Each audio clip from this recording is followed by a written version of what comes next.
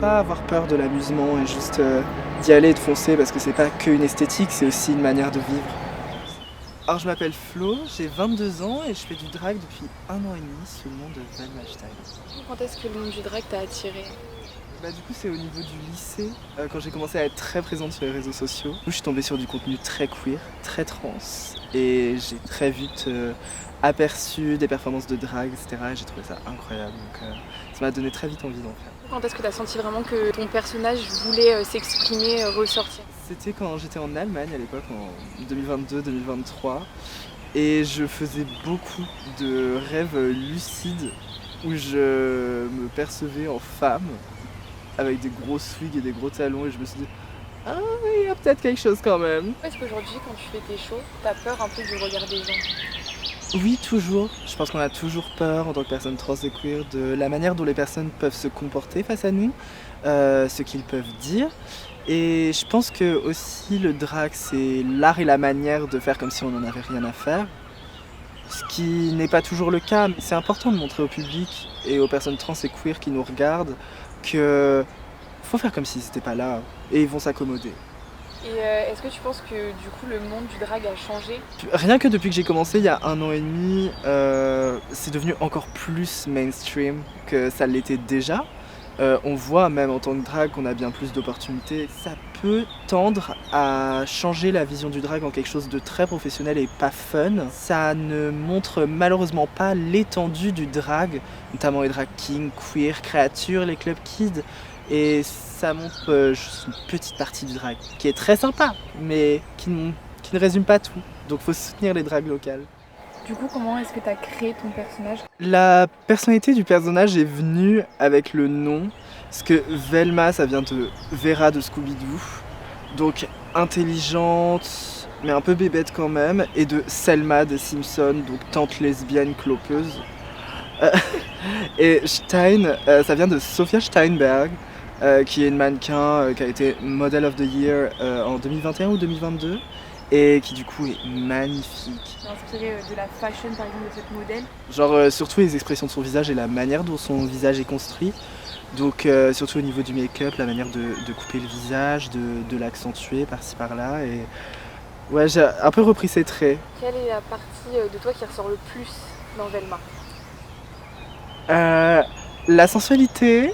Je suis beaucoup en lingerie, je fais beaucoup de sexe. Et du coup c'est quelque chose qui ressort plus facilement en étant en drague, mais ce qui ressort aussi beaucoup, c'est le sourire. Genre, je sais pas pourquoi, être en drague, ça me fait tout le temps sourire, j'ai tout le temps les dents à l'air. On est là pour s'amuser, pour avoir du fun, et je pense que c'est pour ça que c'est plus simple d'émuler un peu de joie quand on est en drague. Et est-ce que t'as une drague qui t'a pris sous son aile, elle t'a accompagnée, elle t'a aidé à comprendre aussi le monde? En soi, j'ai commencé un peu seule, dans mon coin, mais j'ai plusieurs dragues qui m'ont donné des conseils, comme Maya Doll, de Libido, même Kilaris, qui m'ont beaucoup aidé à peaufiner mon esthétique et ma personnalité et mes looks. Au bout d'un moment, j'ai Ambrosie qui m'a adoptée, qui est la mother de la House Osiris, qui est une femme trans, et c'est une house entièrement de femmes trans.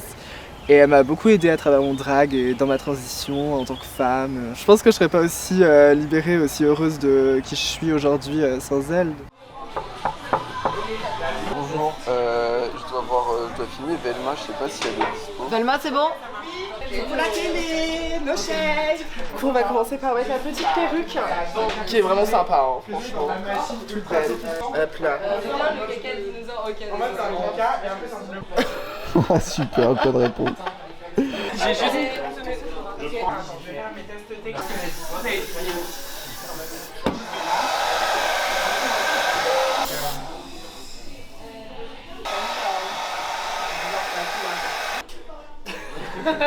Tu veux pas la prendre dans tes mains et la montrer à la caméra? Mais c'est qui la personne qui a commenté ça, genre? Je sais pas, c'est un fan à moi. Et par contre, j'ai hâte que le show commence. Ça va être trop bien. Et voilà. En copieur, t'auras pas le droit de le laisser avant que ce soit fait. Du coup, j'ai une petite lingerie Versace Strass, prêtée par la Mother Ambrosie, qui est une diva qui a les meilleures lingeries. Ça façon de voir que je travaille depuis le début de mon drag, qui est sympa, qui passe avec, tranquille. Et les petites chaussures à strass, icône. Franchement, hyper contente parce que le show se fait avec ma famille drag et tout. Et du coup, je sais que ça va trop bien se passer, que c'est une safe place de ouf. Et c'est la première fois que la House of Zori s'est entièrement réunie pour un show. Donc je suis trop heureuse.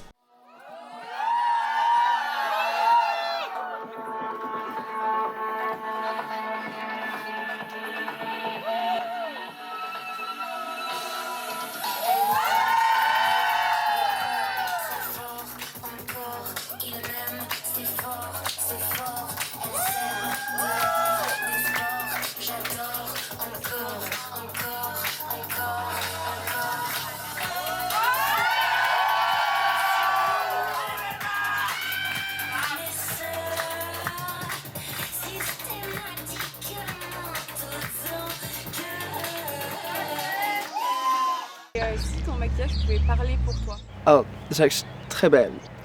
Ce que j'aime bien à propos de mon maquillage, c'est que ça donne l'air d'avoir la dalle. Genre d'en vouloir, tu vois. Généralement, ce qu'on me make-up, c'est que je peux beaucoup être expressive avec et il transmet vraiment bien la confiance. Est-ce que justement ton perso de drague, il t'a permis de guérir quelque chose en toi? Oui, totalement. Beaucoup de choses en réalité. Parce que quand j'ai commencé le drag, je savais pas encore que j'étais une femme trans.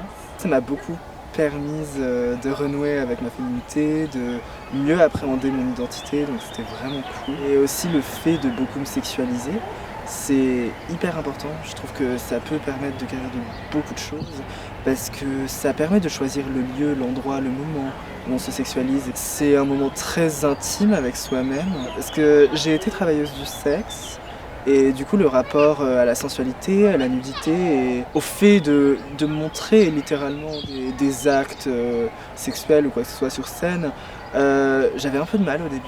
Et au final ça m'a vraiment fait renouer avec cette beauté de l'intime tout simplement. Et est-ce que du coup par rapport à ça, il y avait des sentiments, des émotions que tu n'arrivais pas à exprimer auparavant? De la colère surtout, enfin aussi de la tristesse. Enfin, j'avais beaucoup de difficultés à m'exprimer sur mes sentiments, à les faire sortir. Et maintenant, je vois qu'en performance, j'ai pas de mal à pleurer sur scène ou à m'énerver. Et j'adore parce que c'est très cathartique en fait. Toutes les émotions négatives que tu peux avoir par rapport à un sujet en particulier, un événement en particulier, tout de suite, tu peux tout poser sur scène et te sentir mieux après en fait. Et tout ce que tu as à sortir sort. Et après c'est bon. Est-ce que du coup tu sens que ton art est politique? Le drag à Rennes se veut politique. Généralement j'essaie toujours de passer un message au micro, que ce soit pour la condition des personnes trans actuellement ou pour la situation en Palestine. Et c'est toujours important de parler un peu de tout. Que ce genre de show entièrement trans est super important en ce moment. On voit à quel point les politiques anti-trans aux États-Unis et en Europe deviennent de plus en plus monnaie courante. Et il faut continuer à faire ce show, continuer à être visible, à être sur les réseaux, à être partout. On va se battre pour nos droits, c'est pour ça qu'on est là. Et est-ce que si tu avais un message à passer aux jeunes, tu leur dirais quoi? Achetez un fond de teint, regardez un tuto et foncez, genre... Si on a peur, on va rien faire. On passe un bon moment, on passe des messages, on s'amuse. Je pense qu'il faut pas avoir peur de l'amusement et juste d'y aller et de foncer parce que c'est pas qu'une esthétique, c'est aussi une manière de vivre. Mes très chères fleurs, réchauffons-nous, trouvons ensemble la bonne manière, une façon de faire dans l'univers. Oh oui, vers la lumière. Elle m'aime un peu, beaucoup, très fort, encore.